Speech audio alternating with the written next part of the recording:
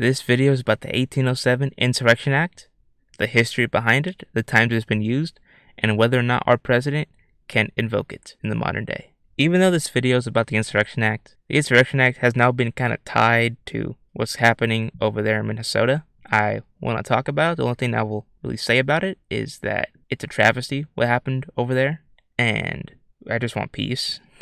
Is that too much to ask? But I don't want people to think that by talking about the insurrection, that I am supporting ICE or I'm like saying, hey, they could do this because of this. No, I'm not supporting ICE. This is not what that is. This is me talking about an act, the history behind it, and seriously whether or not our president can enforce it in the modern day. That is what this is about, and I don't want people thinking that I am someone I'm not. I don't want people to think that I think some way or that I making this video to defend somebody. No, this is not what this is. This video is just meant for purely educational purposes only as we look through history through this Insurrection Act.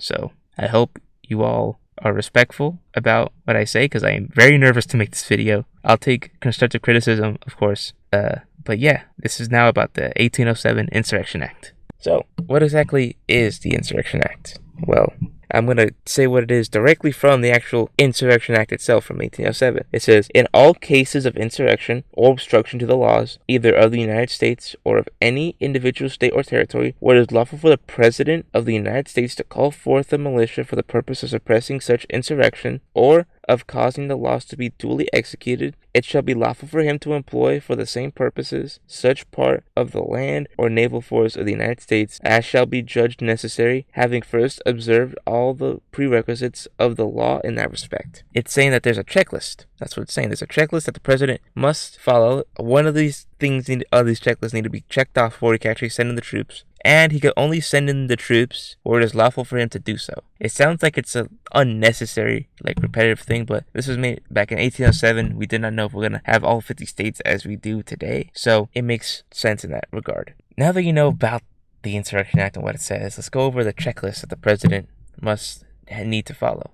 In fact, the checklist, only one thing needs to actually be checked off, sort of completed in order for the president to invoke this Insurrection Act. So we're going to start with Section 331, now known as Section 251. It says federal aid at a state's request. It says if there's an insurrection against the state government, and the governor or the state legislator asks for help, the president may send the militia and or federal troops to suppress it. That's what happened in 1992. However, there's another thing that Section 331 allows. It allows for the president to send the National Guard of other states, but only the number that is requested by the state that has the insurrection going on in it. So like Oklahoma, if Oklahoma is like, hey California, or hey president, I need 500,000 troops from National Guard members from California, the president can only send 500,000 troops from California to Oklahoma. Again, the most famous example is 1992, the LA riots, where the governor Pete Wilson asked George H.W. Bush for help after the officers who beat Rodney King were cleared of the charges that sparked the LA riots. My mom says that there was ash falling and tanks on their way to school, or just tanks just overall in general. It's I believe the most recent time the Insurrection Act was used in 1992.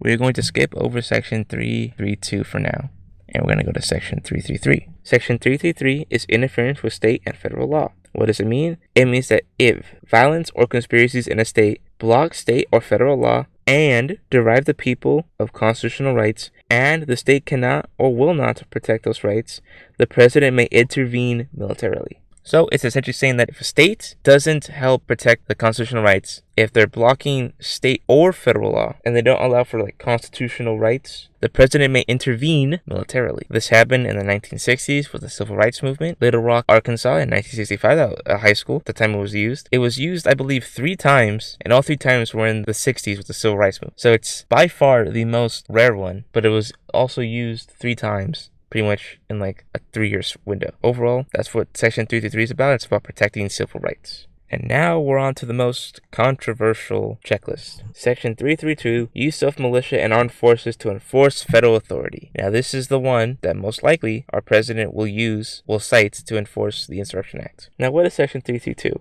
Enforcing federal law. If violence or obstruction makes it impossible to enforce federal law through normal courts, the president may act without a state's request and use military forces to enforce federal authority. This one is different than Section 331 because if the governor requests help, what happens is that the military is essentially acting like suppressors. They're trying to suppress the damage being done and stuff like that. However, in 332, if the president sends the military in just by itself at his own discretion, the military can't do that. The military then becomes pretty much a part of the police force. Now, I say this one's the most controversial is because it hasn't actually been used since the 19th century. And in fact, in 2005 with Hurricane Katrina, after the Louisiana governor denied aid request from the other Bush, he was actually going to use the second clause of the Insurection Act to actually help Louisiana. However, he was told that it'd be unconstitutional, that if he tried that, he would then get impeached. So he did not use it. And now there's been a bunch of changes. They were trying to get rid of that section because it's basically at the president's discretion. So you can see how this can obviously cause problems and stuff like that, but it actually hasn't been used in the 20th or 21st century. So that's section 332. However, there's actually one more section we have to go over because that one is actually required, and that will be section 334, proclamation to disperse. That one essentially says if the president, before sending the troops, before using the troops, he must issue a public proclamation. He must get on TV and say, hey, there's a time period for you to leave the riot or insurrection. We're going to give you this much time. Leave. If you don't leave, the troops are going to get there, and then that's it. It's mandatory, of course. It's not actually optional, and that's really the Insurrection Act right there. There's checklists and, of course, that mandatory thing we spoke about at the end. But yeah, to the question of can our president, in fact, invoke the Insurrection Act? Yes, he can. He can invoke it via Section 332, and if a governor asks him,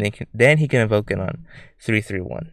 So, by a very literal definition of the Insurrection Act, both historically, the actual times it's been used, yes, he can, but also no, because last time someone tried to invoke it via Section 332, they got threatened with it being unconstitutional and impeachment worthy, so really it's just weighing whether or not he's actually going to use it, so by a literal definition of the actual Insurrection Act itself, yes, he can. Simple as that. Of course, there's also nuanced arguments for and against it, but by the definition the Insurrection Act gives us, yes, the president can. Thank you for watching. Make sure to hit like and subscribe, and I will catch you guys later.